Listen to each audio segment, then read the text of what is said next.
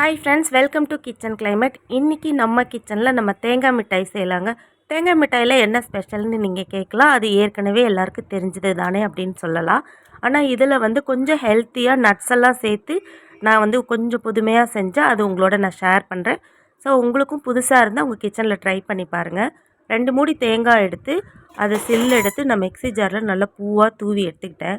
ஒரு கடாயில் கொஞ்சமாக நெய் சேர்த்து முந்திரியை வறுத்து எடுத்துகிட்டு அந்த பூவாக திருவன தேங்காவை கொஞ்சம் ஒரு நிமிஷமாக நல்லா வதக்கி எடுத்துக்கலாம். இப்போ இதெல்லாம் தனியாக ஆற வச்சுட்டு இன்னொரு பேனில் ஒரு 1.5 கப் அளவுக்கு நான் சுகர் எடுத்திருக்கேன். சுகர் உங்கள் டேஸ்ட்டுக்கு தகுந்த அளவுக்கு நீங்கள் எடுத்துக்கோங்க. அதில் கொஞ்சமாக தண்ணி விட்டு ஸ்டவ் ஆன் பண்ணி ஒரு கம்பி பதம் வர அளவுக்கு அதை நம்ம வந்து காய்ச்சணும்.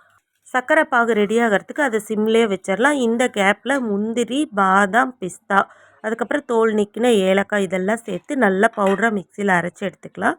இதுதான் வந்து இப்போ ஹெல்த்தியாக நம்ம தேங்காய் மிட்டாயில் சேர்க்க போகிறோம். இப்போ ஒரு தட்டில் இந்த சர்க்கரை பாகில் விட்டு நீங்கள் கை விரல் எடுத்து பார்த்திங்கன்னா கம்பி மாதிரி வரும். அதுதான் சரியான பதம். அந்த ஸ்டேஜில் நம்ம ஆற வச்சுருந்த நெய்யில் வதக்கின தேங்காய் துருவலை இதோட கொண்டாந்து சேர்த்து ஒரு நிமிஷம் கிளறி விட்டுட்டு இதுக்கப்புறம் நம்ம பவுட்ரு பண்ணி வச்சுருந்த நட்ஸையும் இதோட சேர்த்துறோம். ட்ரெடிஷ்னலான தேங்காய் மிட்டாயை இன்னும் கொஞ்சம் ஹெல்த்தியாக ஆக்கிறதுக்காக இந்த மாதிரி நட்ஸு சேர்த்துட்டு நல்லா கிளறிட்டு ஸ்டவ் ஆஃப் பண்ணிடுங்க.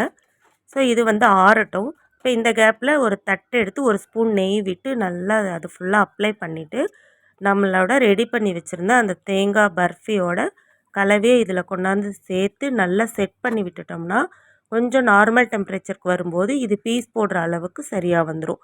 இப்போ இதுக்கு மேலே நீங்கள் தேவைப்பட்டுச்சுன்னா வறுத்த முந்திரியும் சேர்த்து நல்லா கட் பண்ணி பர்ஃபி மாதிரி பீஸ் போட்டுக்க வேண்டியதான். ஸோ இது வந்து நீங்கள் பொதுவாக சாமி கும்பிட்ற நாட்களில் மீதமாக இருக்கிற தேங்காவை யூஸ் பண்ணி நான் இந்த மாதிரி தேங்காய் மிட்டாய் செஞ்சு வச்சுருவேன். நீங்கள் பூஜைக்கு பயன்படுத்துகிற தேங்காவை 1 டேயில் கன்சியூம் பண்ணோம் அப்படின்னா இந்த மாதிரி நட்ஸு சேர்த்து ஒரு தேங்காய் மிட்டாய் மாதிரி செஞ்சு குழந்தைங்களுக்கு கொடுத்துருங்க. ரொம்ப இஷ்டப்பட்டு சாப்பிடுவாங்க.